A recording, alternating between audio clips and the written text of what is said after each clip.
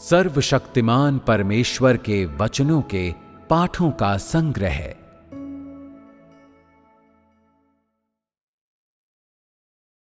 जो आज परमेश्वर के कार्य को जानते हैं, केवल वे ही परमेश्वर की सेवा कर सकते हैं।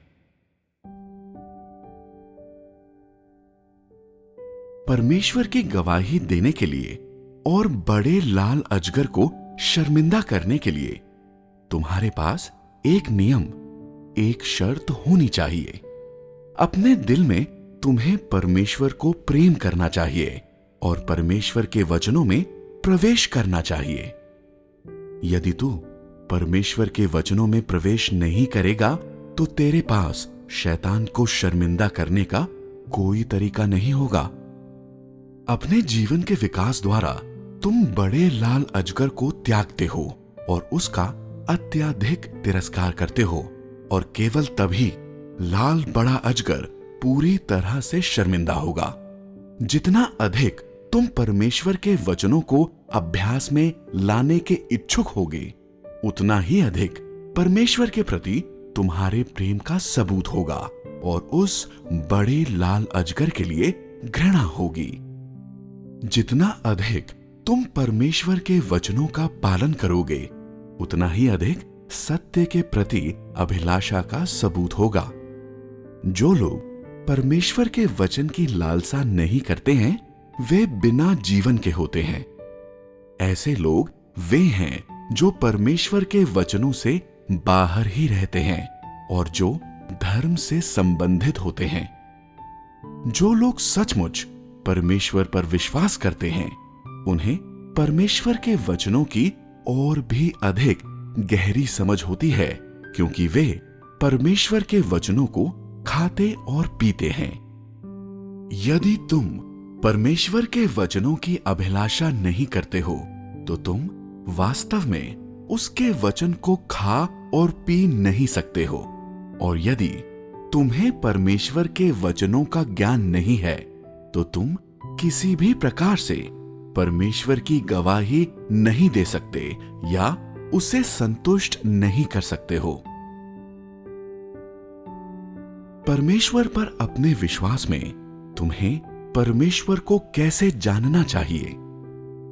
तुम्हें परमेश्वर को उसके आज के वचनों और कार्य के आधार पर जानना चाहिए, बिना किसी विचलन या भ्रांति के। और अन्य सभी चीजों से पहले तुम्हें परमेश्वर के कार्य को जानना चाहिए। यही परमेश्वर को जानने का आधार है। अन्य सभी विभिन्न भ्रांतियां जिनमें परमेश्वर के वचन की शुद्ध स्वीकृति नहीं है, वे धार्मिक धारणाएं हैं। ये वे स्वीकृति हैं जो पथभ्रष्ट और गलत हैं।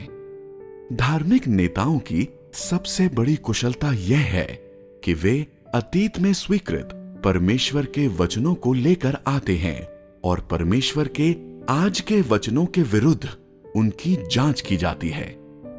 यदि आज के समय में परमेश्वर की सेवा करते समय तुम पवित्र आत्मा द्वारा अतीत में कही गई प्रबुद्ध बातों को पकड़े रहते हो, तो तुम्हारी सेवा रुकावट उत्पन्न करेगी और तुम्हारे अभ्यास पुराने हो जाएंगे और धार्मिक अनुष्ठान से कुछ अधिक नहीं होंगे।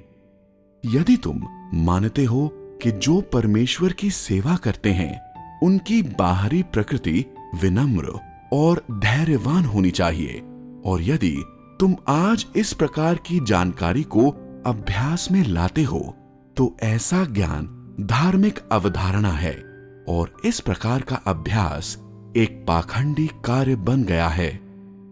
धार्मिक धारणाएं उन बातों का उल्लेख करती हैं जो अप्रचलित और पुराने ढंग की हैं। परमेश्वर के द्वारा पहले कहे गए वचनों और पवित्र आत्मा के द्वारा सीधे तौर पर प्रकट किए गए प्रकाश की स्वीकृति समेत।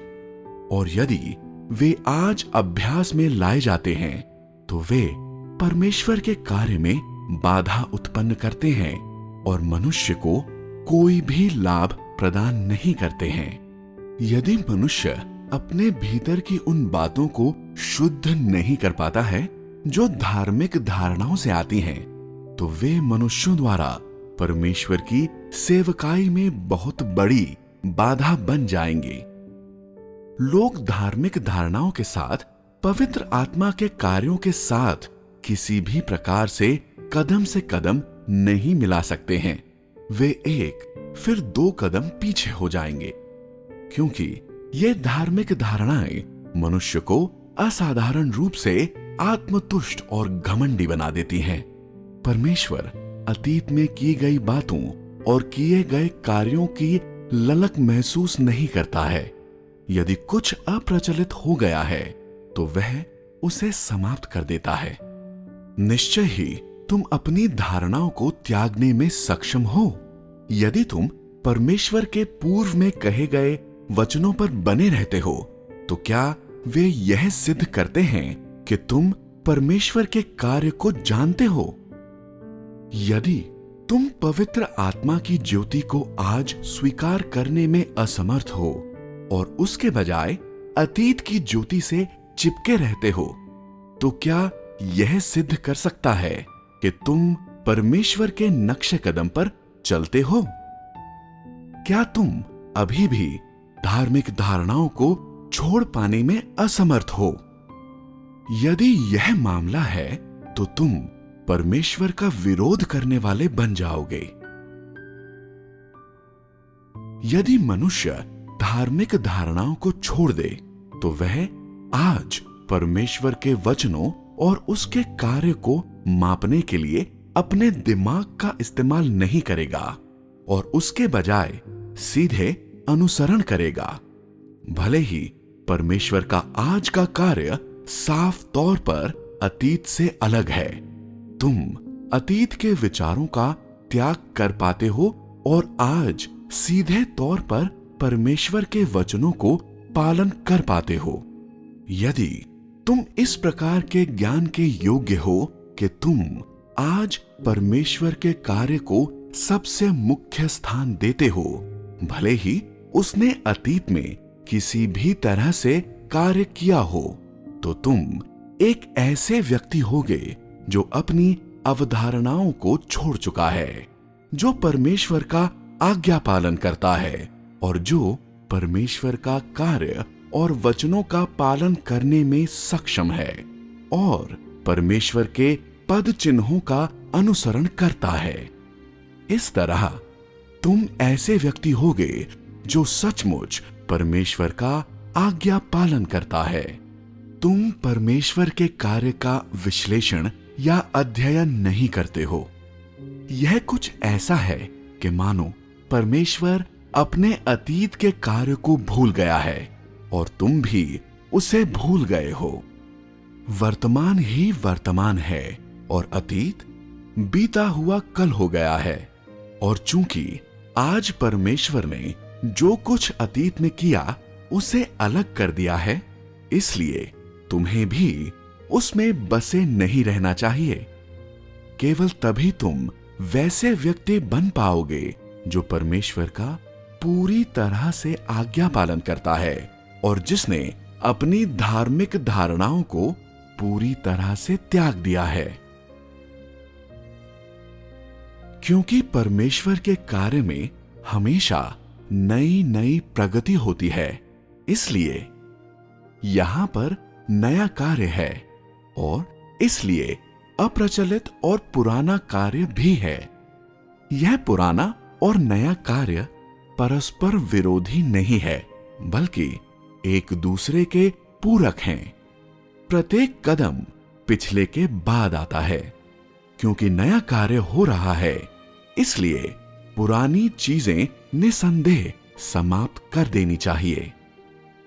उदाहरण के लिए, मनुष्य की लंबे समय से स्थापित कुछ प्रथाओं और पारंपरिक लोकोक्तियों ने मनुष्य के कई सालों के अनुभवों और शिक्षाओं के साथ मिलकर मनुष्य के दिमाग में सभी प्रकार की धारणाएं बना दी हैं। फिर भी मनुष्यों के द्वारा इस प्रकार की धारणाएं बनाने के और भी अधिक अनुकूल बात यह है कि परमेश्वर ने अभी तक अपना वास्तविक चेहरा और निहित स्वभाव मनुष्य को पूरी तरह से प्रकट नहीं किया है और साथ ही प्राचीन समय के पारंपरिक सिद्धांतों का बहुत सालों से विस्तार हुआ है। इस प्रकार से कहना सही होगा कि परमेश्वर ने मनुष्यों के विश्वास में विभिन्न धारणाओं का प्रभाव रहा है, जिसके कारण मनुष्य के ज्ञान में निरंतर उत्पत्ति और विकास हुआ है, जिसमें उसके पास परमेश्वर के प्रति सभी प्रकार की धारणाएं हैं। इस परिणाम के साथ कि परमेश्वर की सेवा करने वाले कई धार्मिक लोग उसके शत्रु बन बैठे हैं। इसलिए लोगों की धार्मिक धारणाएं जितना अधिक मजबूत होती हैं, वे परमेश्वर का विरोध उतना ही अधिक करते हैं और वे परमेश्वर के उतने ही अधिक दुश्मन बन जाते हैं। परमेश्वर का कार्य हमेशा नया होता है और कभी भी पुराना नहीं होता है, और वह कभी भी सिद्धांत नहीं बनाता है। इसके बजाय निरंतर बदलता रहता है और अधिक या कम हद तक परिवर्तित होता रहता है। यह कार्य स्वयं परमेश्वर के निहित स्वभाव की अभिव्यक्ति है। यह भी परमेश्वर के कार्य का एक निहित सिद्धांत और उनके उपायों में से एक है, जिससे परमेश्वर अपने प्रबंधन को पूर्ण करता है। यदि परमेश्वर इस प्रकार से कार्य न करे तो मनुष्य बदल नहीं पाएगा या परमेश्वर को जान नहीं पाएगा और शैतान पराजित नहीं होगा। इसलिए उसके कार्य में निरंतर परिवर्तन होता रहता है, जो अनिश्चित दिखाई देता है, परंतु वास्तव में ये समय समय पर होने वाले परिवर्तन हैं। हालांकि मनुष्य जिस प्रकार से परमेश्वर पर विश्वास करता है वह बहुत भिन्न है। वह पुराने परिचित सिद्धांतों और तंत्रों से चिपका रहता है और जितने अधिक वे पुराने होते हैं उतने ही अधिक उसे प्रिय होते हैं। मनुष्य का मूर्ख दिमाग एक ऐसा दिमाग जो पत्थर के समान दुराग्रही है, परमेश्वर के इतने सारे अथाह नए कार्यों और वचनों को कैसे स्वीकार कर सकता है? मनुष्य हमेशा नए रहने और कभी भी पुराने न होने वाले परमेश्वर से घृणा करता है। वह हमेशा ही प्राचीन सफेद बाल वाले और स्थिर परमेश्वर को पसंद करता है। इस प्रकार क्योंकि परमेश्वर और मनुष्य प्रत्येक की अपनी ही पसंद है, मनुष्य परमेश्वर का बैरी बन गया है। इनमें से बहुत विरोधाभास आज भी मौजूद हैं। ऐसे समय में जब परमेश्वर लगभग 6000 सालों से नए कार्य कर रहा है, तब वे किसी भी इलाज से परे हैं। हो सकता है कि यह मनुष्य की हठ के कारण या किसी मनुष्य के द्वारा परमेश्वर के प्रबंधन के नियमों की अनुल्लंघनीयता के कारण हो, परंतु वे पुरोहित और महिलाएं अभी भी पुरानी फटी हुई किताबों और कागजों से चिपके रहते हैं, जबकि परमेश्वर अपने प्रबंधन के अपूर्ण कार्य को ऐसे आगे बढ़ाता जाता है मानो उसके साथ कोई है ही नहीं। हालांकि ये विरोधाभास परमेश्वर और मनुष्यों के शत्रु बनाते हैं और इनमें कभी मेल भी नहीं हो सकता है। परमेश्वर उन पर बिल्कुल ध्यान नहीं देता है, जैसे कि वे होकर भी नहीं हैं। फिर भी मनुष्य अभी भी अपने विश्वासों और धारणाओं से चिपका रहता है और उन्हें कभी भी छोड़ता नहीं है। फिर भी एक चीज स्पष्ट है, हालांकि मनुष्य अपने रुख से विचलित नहीं होता है, परमेश्वर का पैर हमेशा आगे बढ़ता रहता है और वह अपना रुख परिस्थितियों के अनुसार हमेशा बदलता रहता है। और अंत में यह मनुष्य ही होगा जो बिना लड़ाई लड़े हार जाएगा।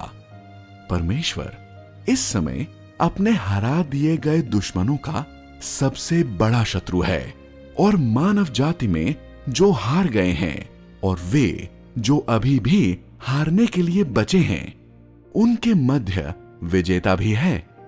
परमेश्वर के साथ कौन प्रतिस्पर्धा कर सकता है और विजयी हो सकता है?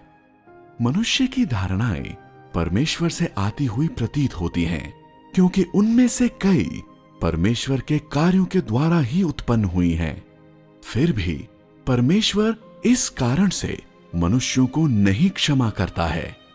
इसके अलावा न ही वह परमेश्वर के कार्य के बाहर खेप दर खेप परमेश्वर के लिए ऐसे उत्पाद उत्पन्न करने के लिए मनुष्य की प्रशंसा करता है। इसके बजाय वह मनुष्यों की धारणाओं और पुराने पवित्र आस्थाओं के कारण बहुत ही ज्यादा चिढ़ा हुआ है और यहां तक कि उन तिथियों की भी उपेक्षा करता है जिसमें ये धारणाएं सबसे पहले सामने आई थीं। वह इस बात को बिल्कुल स्वीकार नहीं करता है कि ये धारणाएं उसके कार्य के कारण बनी हैं, क्योंकि मनुष्य की धारणाएं मनुष्यों के द्वारा ही फैलाई जाती हैं।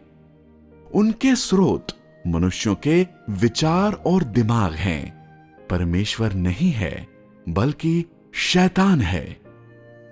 परमेश्वर का इरादा हमेशा रहा है कि उसके कार्य नए और जीवित रहें, पुराने या मृत नहीं, और जिसके लिए वह मनुष्यों को दृढ़ता से थामे रखने के लिए कहता है, वह युगों और समयों में विभाजित है, न कि अनंत और स्थिर है।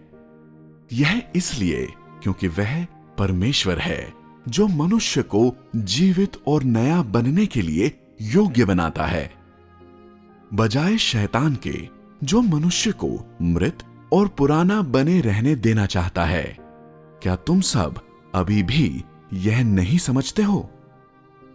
तुम में परमेश्वर के प्रति धारणाएं हैं और उन्हें छोड़ पाने में सक्षम नहीं हो, क्योंकि तुम बंद दिमाग वाले हो।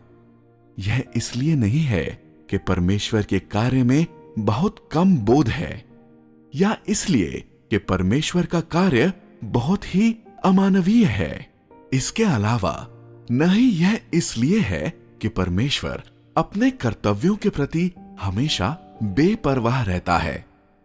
तुम अपनी धारणाओं को इसलिए नहीं छोड़ सकते हो क्योंकि तुम्हारे अंदर आज्ञाकारिता की अत्यधिक कमी है, और क्योंकि तुम में परमेश्वर की सृष्टि की थोड़ी सी भी समानता नहीं है, और इसलिए नहीं कि परमेश्वर तुम्हारे लिए चीजों को कठिन बना रहा है।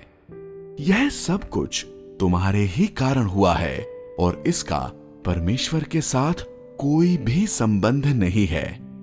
सारे कष्ट और दुर्भाग्य केवल मनुष्य के ही द्वारा हुए हैं। परमेश्वर के इरादे हमेशा अच्छे होते हैं। वह तुम्हें धारणा बनाने का कारण देना नहीं चाहता, बल्कि वह चाहता है कि युगों के बदलने के साथ साथ तुम भी बदल जाओ और नए होते जाओ। फिर भी तुम फर्क नहीं कर सकते हो और हमेशा या तो अध्ययन या फिर विश्लेषण कर रहे होते हो। ऐसा नहीं है कि परमेश्वर तुम्हारे लिए चीजें कठिन कर रहा है, बल्कि तुम में परमेश्वर के लिए आदर नहीं है और तुम्हारी अनाज्ञाकारिता भी बहुत ज्यादा है। एक छोटा सा प्राणी जो पहले परमेश्वर के द्वारा दिया गया था, उसका बहुत ही नगण्य भाग लेने का साहस करता है और परमेश्वर पर आक्रमण करने के लिए उसे पलट देता है। क्या यह मनुष्यों के द्वारा अवज्ञा नहीं है? यह कहना उचित है कि परमेश्वर के सामने अपने विचारों को व्यक्त करने में मनुष्य पूरी तरह से अयोग्य है और अपनी इच्छा अनुसार बेकार, बदबूदार, सड़े हुए सिद्धांतों को, साथ ही साथ उन खोटी धारणाओं को व्यक्त करने में तो और भी अयोग्य है। क्या ये और भी बेकार नहीं है? परमेश्वर की सचमुच सेवा करने वाला व्यक्ति वह है जो परमेश्वर के हृदय के अनुसार है और परमेश्वर के द्वारा उपयोग किए जाने के योग्य है, और जो अपनी धार्मिक धारणाओं को छोड़ पाने में सक्षम है। यदि तुम चाहते हो कि परमेश्वर के वचनों को खाना और पीना फलदायी हो, तो तुम्हें अपनी धार्मिक धारणाओं का त्याग करना होगा। यदि तुम परमेश्वर की सेवा करने की इच्छा रखते हो, तो यह तुम्हारे लिए और भी आवश्यक होगा कि तुम सबसे पहले अपनी धार्मिक धारणाओं का त्याग करो और अपने सभी कार्यों में परमेश्वर के वचनों का पालन करना होगा। परमेश्वर की सेवा करने के लिए व्यक्ति में यह सब होना चाहिए। यदि तुम में इस ज्ञान की कमी है, जैसे ही तुम परमेश्वर की सेवा करोगे, तुम उसमें रुकावटें और बाधाएं उत्पन्न करोगे, और यदि तुम अपनी धारणाओं को पकड़े रहोगे, तो तुम निश्चित तौर पर परमेश्वर के द्वारा फिर कभी न उठ पाने के लिए गिरा दिए जाओगे। उदाहरण के लिए वर्तमान को देखो।